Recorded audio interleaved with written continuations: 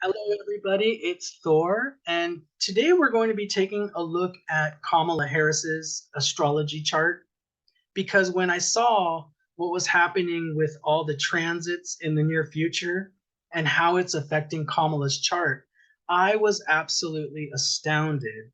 And I thought to myself, I better get this video out and this chart reading out before all these events happen in the next 3 months so that we can have some sort of record that this was seen in the astrology chart. So what we're seeing in Kamala's chart is we could be seeing some sort of sudden rise to power or leadership, and in the very least somebody that's really going to be in the spotlight in the near future. And I'm going to be showing you guys the chart.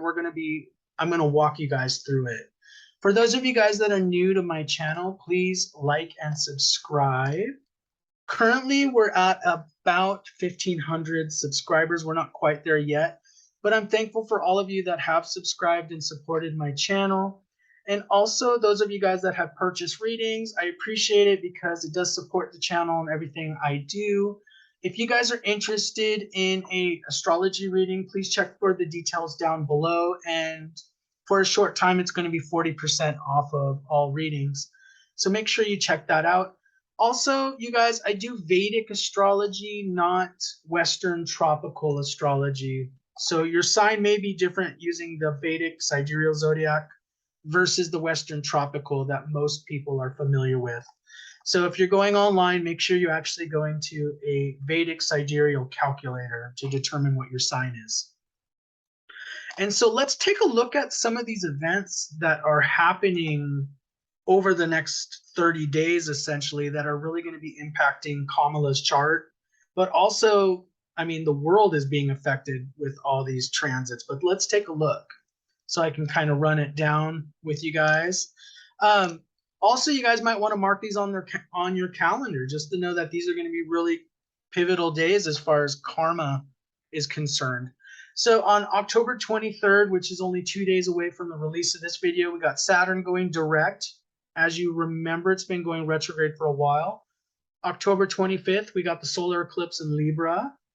October 30th, Mars retrograde. And then November 8th, we got the lunar eclipse. So we're in, eclipse season. And then we even got Mars retrograde thrown in there. So this is quite an eventful month. And astrologers like myself, we're loving it because there's a lot of things to talk about right now. So let's go to the chart of Kamala. I did make another video in the past about this, and we did explain and we went through it a little bit. But let me show you it and we can talk about it, just a few items on the chart. So Kamala is a Gemini ascendant. And one of the things I like to point out with Kamala is she's got Rahu in the first house. And Rahu in the first house, it can be associated with self-promotion, but it also can provide opportunities for leadership. It's not bad, but in some cases, if it's corrupted, remember Rahu represents kind of demonic influence in some ways, more our inner demon, though I don't want you to think it's demonic, but it's, it can represent a certain level of narcissism if it's not under control within a chart. So we do have to be careful about that. But it creates leaders, just like Rahu in the 10th creates leaders. So if you guys remember, President Biden has Rahu in the 10th house. Everybody has Rahu in their chart. So when I'm talking about this inner demon, we all have it. And it's in one of these 12 houses. We all have some sort of subconscious desire that's really catapulting us into what we're wanting to do in this current life on a soul level. And it's the reason we incarnate on this planet. I also want to point out that Kamala has Rahu in the first house of the Navamsa chart as well. So in Vedic astrology, we use both charts. They call this the D1 chart, and then this is the D9 Navamsa chart. But, we read them side by side. This is more of the psycho-emotional expectation of events and planets in our lives. And then the D1 chart represents more of the actual physical, concrete events that actually happen, that physically manifest in your life. But it's interesting that the expectations of leadership is lining up with reality in Kamala's chart. So this is very interesting. And so we're going to talk about Rahu. The reason why I'm focusing on what that means is because she's actually in Rahu Mahadasha as we make this video. And we're also going to talk about the transits too. So let's go take care of this really fast. Let me clean up the charts. And we're also going to, let me go to the screen here. So if you all remember, the Mahadashas are really long periods. All of you are in a Mahadasha at the moment. So Kamala Harris happens to be in Rahu Mahadasha, and she's been in it since July 2012 to July 2030. It's an 18-year long Mahadasha, so it's quite a long period. So when we're talking about Mahadashas, you have to realize it's usually some sort of events that are happening in the background of that 18 years. And so, for example, in Kamala's case, Rahu's in the first house. Well, she's already vice president. It already shows a certain amount of leadership. So usually during a Mahadasha, there's kind of a pinnacle of that Mahadasha where you really get to the point of what the Mahadasha really represents. Well, in Kamala's case, this journey started in 2012. You see, and we're in 2022, and it looks like things are already kind of getting to the apex level here. Rahu in the first house is focused on self, desire for leadership and self-promotion. And Rahu in first or 10th can produce a leader, just like President Biden has Rahu in the 10th. And then we talked about the psychic expectation of leadership is also there because Rahu's in the first house of the Navamsha chart. So let's talk about the Bhukti. Remember, when we're talking about a Mahadasha, there's also sub-periods. So the sub-periods are more of the acute or the more focused energy, where the Mahadasha is usually more of this generalized energy. So the Mercury Bhukti is actually, she's almost towards the end of it. We got July 2nd, 2020 to January 19th, 2023 here. But still, the last 3 months here, she's in this Mercury Bhukti, and let's take a look at that. I just find this fascinating because what we're going to see is with the Mars retrograde is it's actually affecting Rahu. She's in a Rahu Mahadasha, so this is really quite interesting. Okay, so she's in Mercury Bhukti till January. Okay, so if we look at the chart, Mercury's in the 5th house. And 5th house is already associated with like celebrity, royalty being in the spotlight, and it's with the sun. Remember that Mercury is a very impressionable planet. So Mercury will tend to just act like the planet that's next to it. So I almost think of Mercury as like the small child who's acting like the grown-up. In many ways, that's what Mercury represents. But of course, Mercury does represent, in a serious way, it represents intellect, understanding facts, analyzing things. So it is important in our lives. So Mercury is with Sun, and what does the Sun represent? Well, it represents power and authority. So right away, we have this celebrity, fame is the 5th house, even fortune. Okay, so when we're looking at God's grace or fortune, that's associated with the 5th house. And then not only that, is we have to look at what houses does Mercury rule in the chart. Well, it rules the 1st house of Gemini, and it rules the 4th house of Virgo in Kamala's chart. Look at what's being activated, the 1st house. So she's in the Rahu Mahadasha. Rahu's already being active. And then there's this double whammy effect. Mercury's also activating the 1st house. And so basically, Rahu's Lord is activating this. It's even like getting more strongly activated. So this is really interesting. And then 4th house represents homeland. So your home, homeland, domestic concerns. In a president or vice president's case, 4th house would represent the country that you're a leader over, because it's domestic affairs.